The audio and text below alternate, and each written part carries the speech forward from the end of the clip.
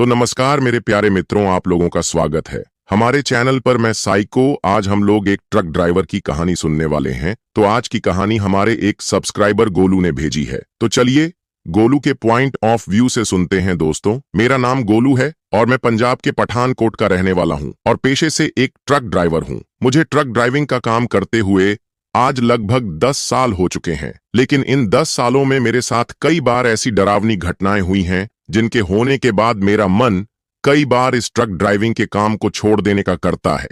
लेकिन मेरे घर में मेरे अलावा कोई दूसरा इंसान कमाने वाला नहीं है और इसी वजह से मजबूरी में मुझे यह काम करना पड़ रहा है, क्योंकि कोई दूसरा काम करने पर ट्रक ड्राइविंग के जितने पैसे भी नहीं मिलते हैं और इसी वजह से पैसों के लालच में मैं लगातार काम करते जा रहा हूं। खैर, वैसे तो रोजाना ही कोई ऐसी घटना नहीं होती है, लेकिन कभी कभार साल में 1-2 बार कुछ ऐसे हादसे हो ही जाते हैं जो कि अंदर से झक छोड़ देते हैं।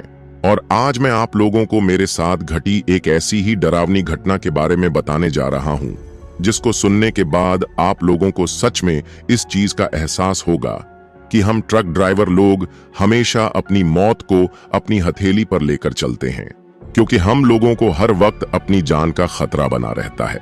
चाहे फिर वो ट्रक चलाते हुए एक्सीडेंट होने का खतरा हो या फिर ऐसी डरावनी घटनाओं में डर के मारे हार्ट अटैक आने से मरने का खतरा हो। वैसे तो मैं एक बहुत ही बहादुर और दिलेर इंसान हूं, लेकिन कभी कभी कुछ घटनाएं ऐसी होती हैं जिनके सामने हमारी बहादुरी और दिलेरी भी फीकी पड़ जाती है। और उन घटनाओं के होने के बाद हम यह सोचने पर मजबूर हो जाते हैं कि आज तो बाल बाल ही मरते मरते बच्चे हैं। और ऐसा विचार कई घटनाओं के होने के बाद मेरे दिमाग में कई बार आ चुका है और आज उन्हीं घटनाओं में से एक घटना मैं आप लोगों को बताने जा रहा हूं, जो कि मेरे जीवन में घटी अब तक की सबसे ज्यादा डरावनी घटना है। और उस घटना के होने के बाद मैं पूरी कोशिश करता हूं कि मैं रात के वक्त ट्रक नहीं चलाऊं तो ही अच्छा है। चाहे मुझे दिन के समय कितनी ही दिक्कतों का सामना करना पड़े, लेकिन मैं रात के वक्त बहुत ही कम ट्रक चलाया करता हूं और अगर चलाता भी हूं तो रात को सिर्फ 101 बजे तक चलाता हूं और फिर सुबह 4005 बजे फिर से स्टार्ट कर लेता हूं। लेकिन जो बीच वाली रात का समय होता है, उस समय में ट्रक को अब कभी भी नहीं चलाता हूं, क्योंकि उस वक्त मेरे साथ कई बार डरावनी घटनाएं हुई थीं और इसी वजह से मैंने उस वक्त ट्रक चलाना ही बंद कर दिया है। दरअसल यह बात आज से कुछ साल पहले की है। मैंने अपना ट्रक एक ट्रांसपोर्ट कंपनी में लगा रखा था और उस ट्रांसपोर्ट कंपनी से मुझे रोजाना माल भरकर ज्यादातर गुजरात के सूरत जाना होता था।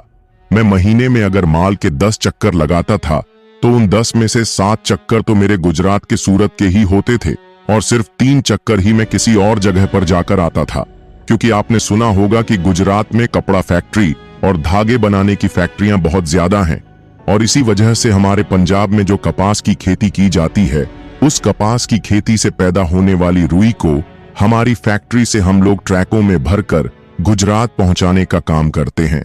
और उस वक्त मैं भी अपने ट्रक में उस रुई को भरकर ही गुजरात पहुंचाने का काम किया करता था। एक दिन की बात है, मैं अपनी फैक्ट्री के बाहर जो छोटी सी चाय की दुकान है, उसके ऊपर बैठा बैठा चाय पी रहा था। तभी मेरी ही फैक्ट्री का एक दूसरा ट्रक ड्राइवर मेरे पास आकर बैठता है और फिर हम दोनों के बीच में बातचीत होने लगती है। तभी वह मुझसे पूछता है कि तुम सूरत किस रास्ते से जाते हो।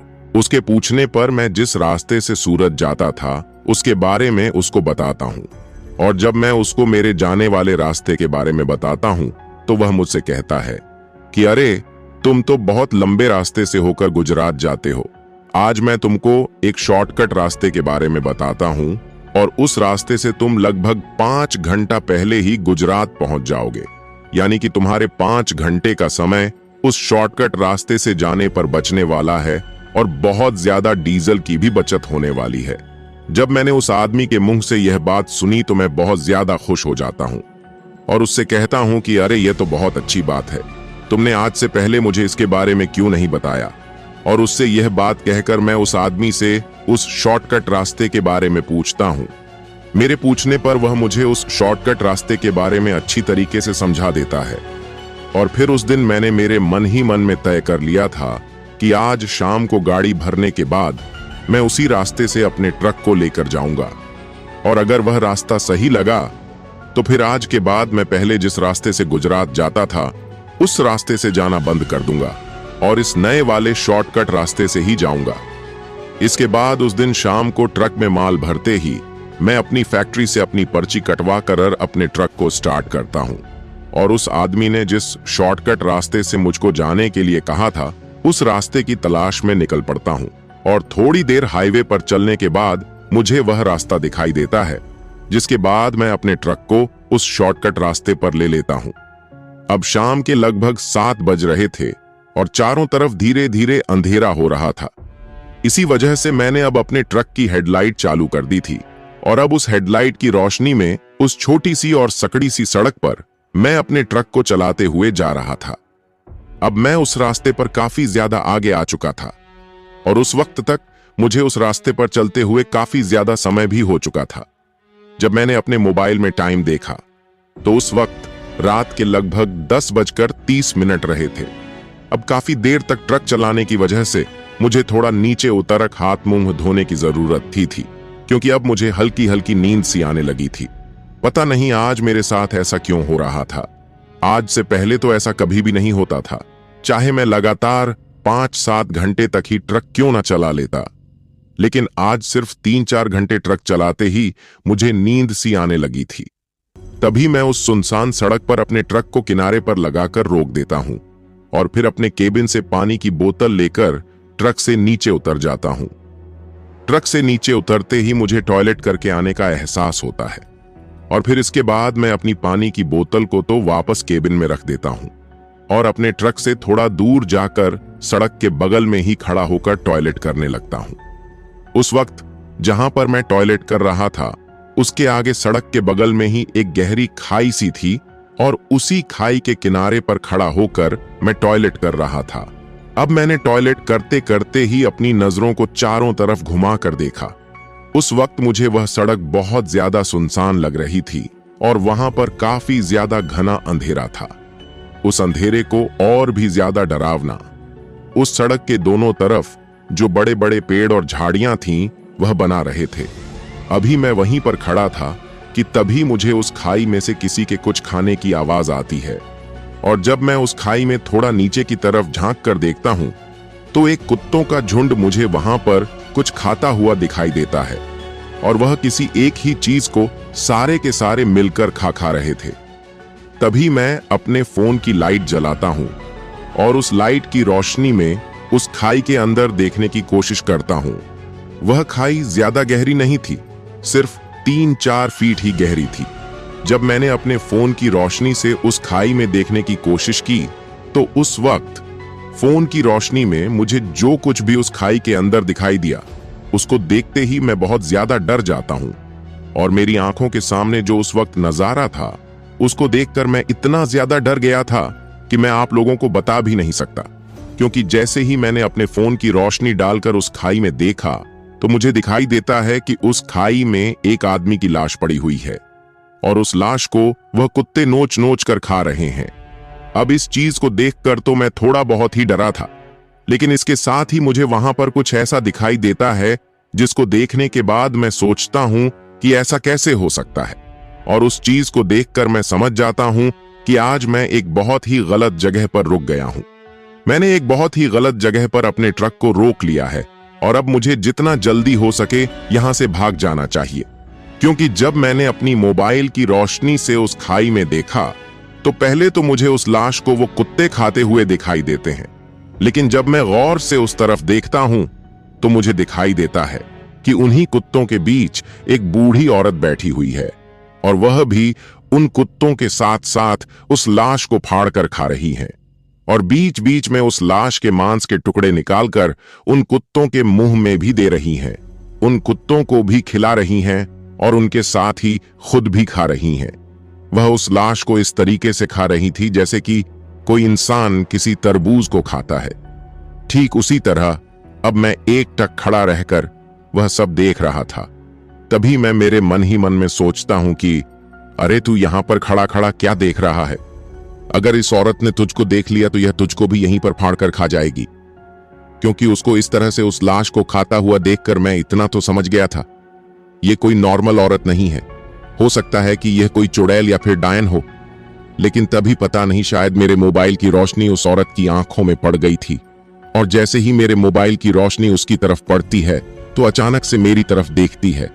और जब उसने मेरी तरफ देखने के लिए अपना चेहरा मेरी तरफ घुमाया तो उसका चेहरा देखकर तो मैं थर थर कांपने लगा था और मेरे पूरे बदन से पसीना निकलने लगा था, क्योंकि उसका चेहरा दिखने में बहुत ही ज्यादा डरावना था। उसका चेहरा पूरी तरीके से सड़ा हुआ था और इसके साथ ही उन कुत्तों की तरह ही उसके साइड के 2 दांत बाहर की तरफ निकले हुए थे, और उन्हीं 2 दांतों से वो उस लाश को फाड़ फाड़ कर खा रही थी। मैंने आज से पहले किसी भी औरत का चेहरा इतना खराब और इतना ज्यादा डरावना नहीं देखा था, और उसका चेहरा देखते ही मैं समझ जाता हूं कि यह कोई डायन या चुड़ैल ही है। इसके बाद मैं किसी तरह हिम्मत करके फटाक से वहां से अपने कदमों को पीछे की तरफ हटाता हूं और दौड़कर अपने ट्रक के केबिन के पास जाता हूं और फटाफट अपने ट्रक के केबिन में बैठकर अपने ट्रक को स्टार्ट करके वहां से फुल स्पीड में अपने ट्रक को दौड़ा लेता हूं। लेकिन अब भी मेरी आंखों के सामने वही मंजर दिखाई दे रहा था। मुझे समझ में ही नहीं आ रहा था कि यह आज मैंने क्या देख लिया है, और उससे भी ज्यादा डर मुझे इस बात का लग रहा था कि उस बूढ़ी चुड़ैल ने मुझको देख लिया है और अब कहीं वह मुझे मारने के लिए मेरे पीछे न पड़ जाए। उस वक्त मैं अकेला ही ट्रक चला रहा था। मेरे साथ कोई भी खलासी या कोई दूसरा आदमी नहीं था, और आप तो जानते ही हैं एक अकेला आदमी कितना ज्यादा डर जाता है। 2 लोग होते हैं तो आपस में बातचीत करके अपने डर को थोड़ा कम कर लेते हैं, लेकिन उस वक्त मैं अकेला ही अपने ट्रक को भगाते हुए लेकर जा रहा था। अभी मैं अपने ट्रक को भगा ही रहा था और अब उस जगह से मैं लगभग 20 से 25 किलोमीटर आगे आ गया था। तभी मुझे उस सड़क के एक घुमाव में एक आदमी चलता हुआ दिखाई देता है। वो आदमी मुझे मेरे ट्रक की हेडलाइट की रोशनी में एक बूढ़े आदमी की तरह नजर आ रहा था, यानी कि उसने जो कपड़े पहन रखे थे उनको देखकर ऐसा लग रहा था कि यह कोई बूढ़ा आदमी ही है।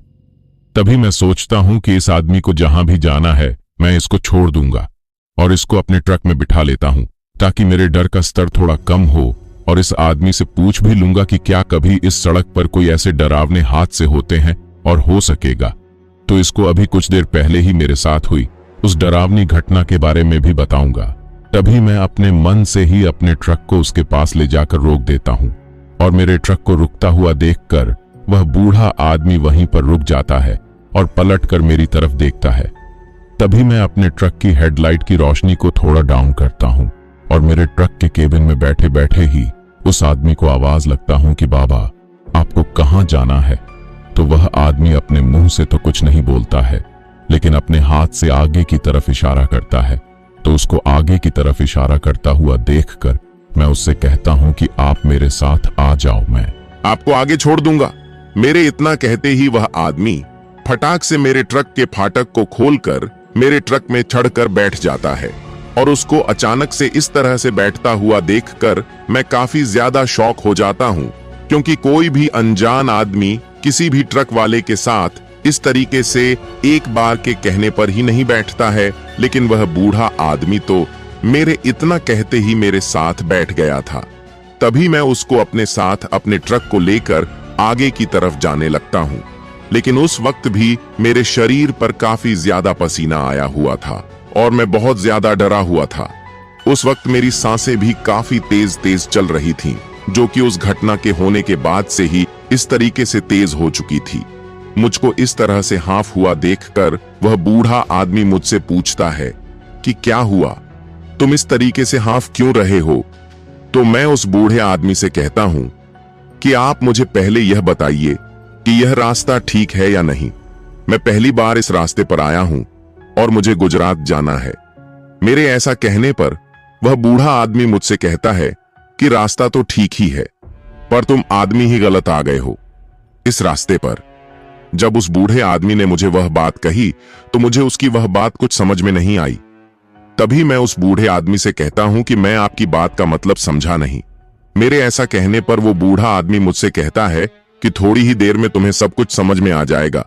पर मुझे तो उस बूढ़े आदमी की कोई भी बात ठीक तरीके से समझ में नहीं आ रही थी कि वह बूढ़ा आदमी यह बातें किस बारे में बोल रहा है। लेकिन थोड़ी ही देर में मैं उस बूढ़े आदमी से खुद से ही चलाकर कहता हूं कि अभी मेरे साथ पीछे एक बहुत ही भयंकर और डरावनी घटना हुई है। इसके बाद मैं उस बूढ़े आदमी को उस घटना के बारे में सब कुछ बताता हूं। मेरे मुंह से पूरी बात सुनने के बाद वह बूढ़ा आदमी मेरी तरफ देखकर एक अजीब सी भारी सी आवाज में मुझसे कहता है कि तुमको वहां से इस तरह से भागकर नहीं आना चाहिए था और तुमने सबसे पहली गलती तो वहां पर रुककर वह सब देखकर कर दी थी, और उससे भी बड़ी गलती तुमने वहां से भागकर कर दी। अगर तुमने वह सब देख ही लिया था तो तुम्हें वहां से भागना नहीं चाहिए था और तुमको वहीं पर रुक जाना चाहिए था। जब मैंने उस बूढ़े आदमी के मुंह से यह बात सुनी तो मुझे उसके ऊपर काफी ज्यादा गुस्सा आता है और मैं उससे कहता हूं कि अरे बाबा, तुम कोई पागल वागल हो क्या? तुम्हें बिल्कुल भी समझ में नहीं आ रहा है कि मैं कितनी बड़ी मुसीबत से बचकर आया हूं? तुम ये कैसी बातें कर रहे हो? तुम ये बात क्यों कह रहे हो कि तुमको वहां से भागकर नहीं आना चाहिए था? अगर आज मैं वहां से भागकर नहीं आना चाहिए था, नहीं आता, तो शायद वह बूढ़ी औरत आज मुझे वहीं पर मार देती। जब उस बूढ़े आदमी ने मुझसे वह बात सुनी तो मुझसे कहता है कि पागल तो तुम हो जो वहां से इस तरह से भागकर आए हो। तुम्हें क्या लगा कि तुम वहां से इस तरह से भागकर आ जाओगे तो बच जाओगे? नहीं, ऐसा कभी नहीं हो सकता। एक बार जो उस बूढ़ी औरत की नजरों के सामने आ जाता है वह फिर कभी भी बच नहीं पाता। और तुम यह मत सोचो कि तुम वहां से भागकर बच गए हो, क्योंकि यह पूरा रास्ता उस बूढ़ी औरत का ही है और इस रास्ते पर जब तक तुम हो तब तक तुम उस बूढ़ी औरत के कब्जे में ही हो। मैंने जब उस बूढ़े आदमी के मुंह से वह बात सुनी तो मैं और भी ज्यादा डर गया। अब मैं अपनी आंखें फाड़ फाड़ कर उस बूढ़े आदमी की तरफ देख रहा था। तभी अचानक से ही वह बूढ़ा आदमी मेरी तरफ देखता है और मेरी तरफ देखकर हंसने लगता है, और उसकी उस भारी सी आवाज में वो हंसी मुझे बहुत ही ज्यादा अजीब और डरावनी लग रही थी। और अब धीरे धीरे उस वक्त मेरी आंखों के सामने जो कुछ भी होता है उसको देखने के बाद अब मैं बहुत ज्यादा डर जाता हूं, और मैं इतना ज्यादा डर जाता हूं कि मैं अपने ट्रक को भी सही तरीके से नहीं चला पा रहा था। मेरी आंखों के सामने वह नजारा देखकर मैं समझ गया था कि आज तो मेरी मौत पक्की है, क्योंकि उस वक्त उस केबिन में मेरे साथ कोई बूढ़ा आदमी नहीं बल्कि एक जिन पिशाच बैठा हुआ था।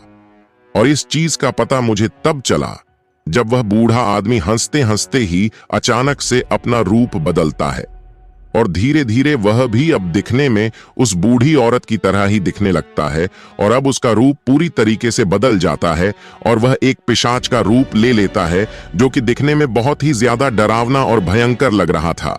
उसको देखकर एक पल के लिए तो मुझे बहुत जोर का झटका सा लगता है, और अब अपना रूप बदलने के बाद वह मुझसे कहता है कि उस बूढ़ी औरत ने ही मुझे तुमको पकड़ने के लिए भेजा है।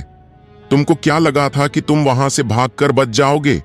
एक बार जो आदमी हमारे चंगुल में फंस जाता है उसको फिर हम अपने हाथों से जाने नहीं देते हैं। बस एक बार वह किसी भी तरह से हमारे चंगुल में फंस चाहिए, उसके बाद तो हम लोग उसको छोड़ते ही नहीं हैं।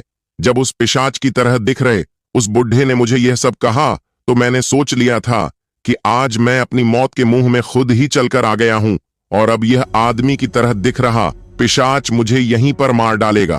तभी पता नहीं मुझे क्या होता है कि मेरे शरीर पर कोई भी कंट्रोल नहीं रहता है, और ट्रक भी अब अपने आप ही चला जा रहा था, और थोड़ी ही दूर जाकर ट्रक अपने आप ही एक जगह पर झटका खाकर बंद हो जाता है। और ट्रक को इस तरीके से बीचों बीच बंद होता हुआ देखकर मैं काफी ज्यादा डर जाता हूं। और उस वक्त मेरा ट्रक उस रास्ते के बीचों बीच बंद हुआ था जिसके चारों तरफ घना जंगल और अंधेरा था। इसके साथ ही मेरे बगल में मेरे ही ट्रक के केबिन में एक पिशाच बैठा हुआ था, और उसका रूप इतना ज्यादा डरावना था कि उस अंधेरे में उसको देखकर मेरे शरीर से तर तर पसीना निकलने लगा था। उसका वह रूप देखकर मैं इतना ज्यादा डर जाता हूं कि मैं अपने ट्रक का फाटक खोलकर नीचे कूद जाता हूं। मुझको नीचे कूदते ही वह पिशाच भी मेरे पीछे पीछे ही नीचे कूदने लगता है, लेकिन वह नीचे कूदता उससे पहले ही मेरे नीचे कूदते ही मुझे वहां पर कुछ ऐसा दिखाई देता है कि उसको देखते ही मैं सोच लेता हूं कि अब यहां से भागने का कोई फायदा नहीं है, क्योंकि यहां से चाहे मैं भागने की कितनी ही कोशिश कर लूं लेकिन आज मैं अपनी जान नहीं बचा पाऊंगा। और यह चीज सोचने के बाद मैं वहां पर बिल्कुल निडल होकर गिर जाता हूं, और अब बस मैं अपनी मौत का इंतजार कर रहा था, क्योंकि जैसे ही मैं अपने ट्रक के केबिन से नीचे कूदता हूं तो नीचे कूदते ही मुझे सड़क के ऊपर वहीं बूढ़ी औरत बैठी हुई दिखाई देती है। और वह मेरे इतना ज्यादा पास बैठी हुई थी कि मेरे हाथ से भी मैं उसको छू सकता था। अब उसको इस तरह से सड़क पर मेरे बगल में ही बैठा हुआ देखकर मैं समझ जाता हूँ कि आज उसने मुझे अपने जाल में पूरी तरीके से फंसा लिया है और अब यह मुझे जिंदा नहीं छोड़ेगी। मैं वहां पर पड़ा पड़ा यह सब सोच ही रहा था कि तभी वह बूढ़ी चुड़ैल मुझसे कहती है कि क्या हुआ, तुझे क्या लगा था कि तू वहां से भागकर अपने ट्रक में बैठकर मेरे हाथों से निकल जाएगा? तुझे इस चीज के बारे में शायद किसी ने बताया नहीं है कि एक बार जो भूत प्रेतों के इलाके में आ जाता है फिर उसका बच पाना बहुत मुश्किल और नामुमकिन है। लेकिन तू तो अपने आप को बहुत बहादुर मानता है, इसी वजह से तो तू उस जगह से इस तरह से भाग कर आया है। लेकिन जब तू वहां से भाग रहा था तभी तुझको देखकर मैंने सोच लिया था कि आज तुझे किसी भी हालत में जिंदा नहीं छोड़ना है, क्योंकि तेरे अंदर पूरी तरीके से मांस भरा हुआ है और तेरे शरीर का यह मांस मुझे दूर से ही अपनी ओर आकर्षित कर रहा है और यह मुझसे कह रहा है कि आओ और मुझको फाड़ कर खा जाओ। उस बूढ़ी चुड़ैल के मुंह से इस तरह की बातें सुनकर मैं बहुत ज्यादा डर गया था। अब मैं उस चुड़ैल से कहना चाहता था कि अगर तुम्हें मुझे मारना ही है तो एक झटके में ही मार दो और मारने के बाद तुम जो चाहो मेरे साथ कर लेना, लेकिन मुझे तड़पा तड़पा कर मत मारना, क्योंकि मैं अपनी मौत को इस तरीके से अपने करीब आते हुए नहीं देख सकता।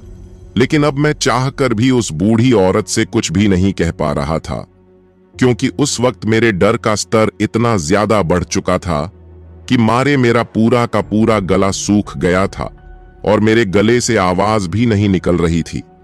अभी मैं वहीं सड़क पर पड़ा पड़ा आंखें फाड़ फाड़ कर उस बूढ़ी चुड़ैल को देख ही रहा था कि तभी किसी ने पीछे से मेरे दोनों हाथों को पकड़ा और मेरे हाथों को पकड़ने के बाद वह मुझे पीछे की तरफ घसीट लगता है।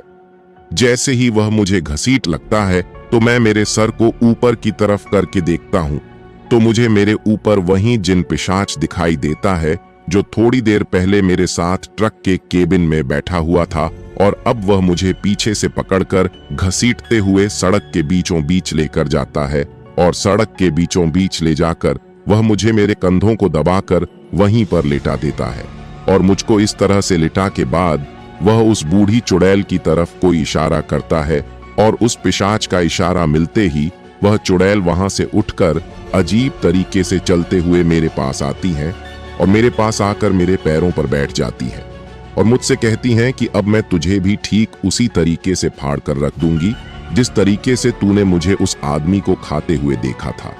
उस वक्त मैं अपनी मौत को बहुत ही ज्यादा करीब से देख रहा था और मुझे इस चीज का अच्छी तरीके से अंदाजा था कि अब यह बूढ़ी चुड़ैल किसी भी वक्त मेरे साथ कुछ भी कर सकती है और अब शायद थोड़ी ही देर में यहीं पर मुझे मार देगी और मुझे भी फाड़ कर खा जाएगी। उस वक्त में डर के मारे मेरे मन ही मन में भगवान को याद करने लगा था कि हे भगवान, अगर तुझे मुझे मारना ही है तो एक झटके में ही मार दे, लेकिन इस तरीके से इस चुड़ैल के हाथों मुझे तड़पा तड़पा कर क्यों मरवा रहा है? इससे अच्छा तो तुम मुझे यहीं पर हार्ट अटैक लाकर मार दो। अब मैं पड़ा पड़ा अपने मन ही मन में भगवान को याद कर रहा था, तभी मुझे उस चुड़ैल के पीछे की तरफ से एक रोशनी सी आती हुई दिखाई देती है और वह रोशनी अब धीरे धीरे मेरे करीब आ रही थी और थोड़ी ही देर बाद मुझे दिखाई देता है कि मेरी तरह का ही एक दूसरा ट्रक मेरे ट्रक के बगल में आकर रुकता है और उस ट्रक के रुकते ही वो बूढ़ी चुड़ैल खड़ी होकर उसकी तरफ देखने लगती है। अभी वह बूढ़ी चुड़ैल और वो नर पिशाच उस ट्रक की तरफ देख ही रहे थे कि तभी उस ट्रक के दोनों तरफ के फाटक खुलते हैं और उस ट्रक के केबिन में से दो आदमी नीचे उतरते हैं और उन दोनों आदमियों के नीचे उतरते ही पता नहीं उस बूढ़ी चुड़ैल और उस पिशाच को क्या होता है और अचानक से ही पीछे से वो नर पिशाच बहुत तेज आवाज में चिल्लाता है कि अरे बुढ़िया, भाग यहां से, जल्दी भाग। और उसके इतना कहते ही वह बूढ़ी चुड़ैल भी जोर से चिल्लाती है और चिल्लाते हुए वह दोनों पीछे की तरफ भाग जाते हैं और पता नहीं अंधेरे में ही कहां गायब हो जाते हैं। और उन लोगों को इस तरह से भागता हुआ देखकर मैं बहुत ज्यादा अचंभित हो जाता हूं।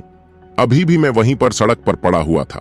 तभी वह दोनों आदमी जो ट्रक से उतरे थे वो मेरे पास आते हैं और जैसे ही वह मेरे पास आते हैं तो उनमें से एक आदमी का चेहरा देखते ही मैं उस आदमी से कहता हूं कि अरे तुम यहां पर कैसे।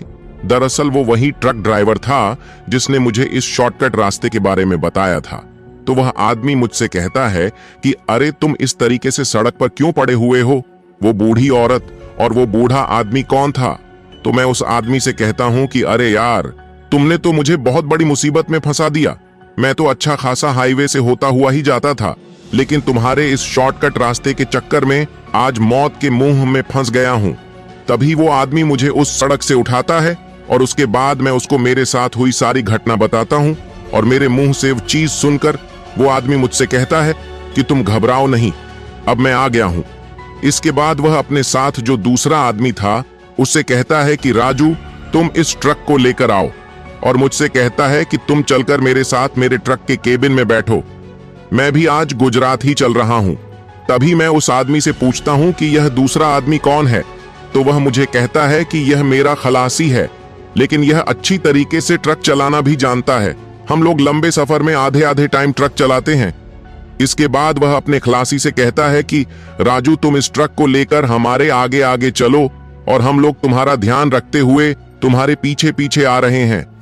इसके बाद वह आदमी कहता है कि ठीक है उस्ताद। अब वह आदमी मुझे अपने ट्रक के केबिन में लेकर जाता है और हम दोनों उसके ट्रक में बैठकर वहां से निकल जाते हैं। तभी मैं उस आदमी से पूछता हूं कि मुझे यह बात समझ में नहीं आई कि तुम्हें देखते ही वह चुड़ैल और वह पिशाच इस तरीके से भाग क्यों गए। तो वह आदमी हंसते हुए मुझसे कहता है कि पता नहीं, शायद उनको मुझसे डर लगा होगा और उस बात को वह वहीं पर हंसी मजाक में ही टाल देता है। मुझे उस बात का कोई भी स्पष्ट जवाब नहीं देता है। इसके बाद मैं उस आदमी से कहता हूं कि अगर तुम्हें आज गुजरात आना ही था तो तुमने मुझे शाम के वक्त ही क्यों नहीं बताया? हम दोनों साथ साथ ही आ जाते। तो वो आदमी मुझसे कहता है कि अरे, तुम्हारे आने के बाद ही फैक्ट्री के मां ने मुझे गुजरात माल पहुंचाने के लिए कहा था और इसी वजह से मैं यहां पर आया। मेरा पहले गुजरात आने का कोई भी प्लान नहीं था। अगर मेरा कोई प्लान होता तो मैं तुम्हें जरूर बताता। इसके बाद जैसे ही हम लोग गुजरात के बॉर्डर पर पहुंचते हैं तो फिर वह आदमी अपने ट्रक को रोक देता है और अपने खलासी को फोन करके उसको भी मेरे ट्रक को रोकने के लिए कहता है, क्योंकि उस वक्त मुझे गुजरात में दूसरी तरफ किसी अलग जगह पर माल पहुंचाना था और उसको किसी दूसरी जगह पर पहुंचाना था। इसी वजह से अब आगे का रास्ता हम लोगों को अलग अलग ही तय करना था और उस वक्त तक तो दूसरा दिन भी हो चुका था और अब दिन के समय तो कोई डरने की बात नहीं थी। इस तरीके से उस रात में उस आदमी की मदद की वजह से उस चुड़ैल के चंगुल से बच गया और मौत के मुंह से निकलकर बाहर आ गया। यहां तक तो यह कहानी आप लोगों को बहुत ही ज्यादा साधारण सी लगी होगी, लेकिन इससे आगे जो इस कहानी में हुआ उसको सुनने के बाद आप बहुत ज्यादा चौंक वाले हो। अब इस कहानी में आगे ऐसा क्या हुआ यह आपको कहां को आगे सुनकर ही पता चलेगा। दरअसल गुजरात में माल खाली करने के बाद जब मैं वापस पंजाब पहुंचा तो वह आदमी मुझे वहीं पर फैक्ट्री में ही दिखाई देता है। उसको देखकर मैं सोचता हूं कि उस वक्त तो मैं इसका अच्छी तरीके से धन्यवाद नहीं कर पाया, इसलिए अब इसके पास जाकर इसको मेरी इतनी मदद करने के लिए धन्यवाद कह देता हूं। यही सोचकर मैं उसके पास जाता हूं और उसके बाद मैं उससे कहता हूं कि मेरी जान बचाने के लिए तुम्हारा बहुत बहुत धन्यवाद। अगर उसको तुम मेरी जान नहीं बचाते तो मेरा तो पूरा परिवार ही लुट जाता। जब मैंने उस आदमी से यह बात कही तो वह आदमी मुझसे कहता है कि तुम किस बारे में बात कर रहे हो और मैंने कब तुम्हारी जान बचाई। जैसे ही उस आदमी ने मुझसे वह बात कही तो मेरे तो चेहरे की हवाइयां ही उड़ जाती हैं और मैं उसकी तरफ अजीब तरीके से देखने लगता हूं। मैं उससे कहता हूं कि यार, तुम कैसी अजीब बात कर रहे हो। 2 दिन पहले रात को मेरे साथ जो घटना हुई थी और मैंने तुमको तुम्हारे ट्रक में बैठने के बाद सारी बातें बताई थी, वो बातें तुमको याद नहीं है क्या कि मैं किस बारे में बात कर रहा हूं? तो वह आदमी मुझसे कहता है कि तुम शायद ट्रक चलाकर बहुत ज्यादा थक गए हो या फिर तुम्हें बहुत ज्यादा नींद लेने की जरूरत है। तुम कैसी बहकी बहकी बातें कर रहे हो। मैं तो कभी गुजरात गया ही नहीं। मैं तो कल हरियाणा जाकर ही अपना माल खाली करके आया हूं। जब मैंने उस आदमी के मुंह से यह बात सुनी तो मैं बहुत ज्यादा चौंक गया और उसके बाद मैंने उसे कहा कि तुम्हारे साथ तुम्हारा वह खलासी राजू भी तो था। तो थोड़ी थोड़ी ही देर बाद वह आदमी अपने खलासी राजू को वहां पर बुलाता है और जब मैंने उसके खलासी राजू को वह सारी बातें बताई तो वह भी हर बात के लिए इनकार कर देता है कि हम लोग तो गुजरात गए ही नहीं। फिर इसके बाद वह आदमी मुझसे पूछता है कि तुम्हारे साथ असल में हुआ क्या है, सारी बात तसल्ली से बताओ। जब उस आदमी ने मुझको वह बात कही तो उसके बाद मैं उसको पूरी बात विस्तार से बताता हूँ। और जब उसने मेरे मुंह से वह बात सुनी तो वह आदमी मुझसे कहता है कि गलती मेरी ही है। मैं तुम्हें उस शॉर्टकट रास्ते के बारे में बताते हुए एक चीज बताना तो मैं भूल ही गया था कि उस रास्ते पर कभी भी ट्रक को बीच में रोक कर नीचे नहीं उतरना है। सिर्फ लगातार अपने ट्रक को लेकर चलते ही जाना है और जब तक वह शॉर्टकट रास्ता खत्म नहीं हो जाता तब तक कहीं पर भी एक पल के लिए भी ट्रक को नहीं रोकना है।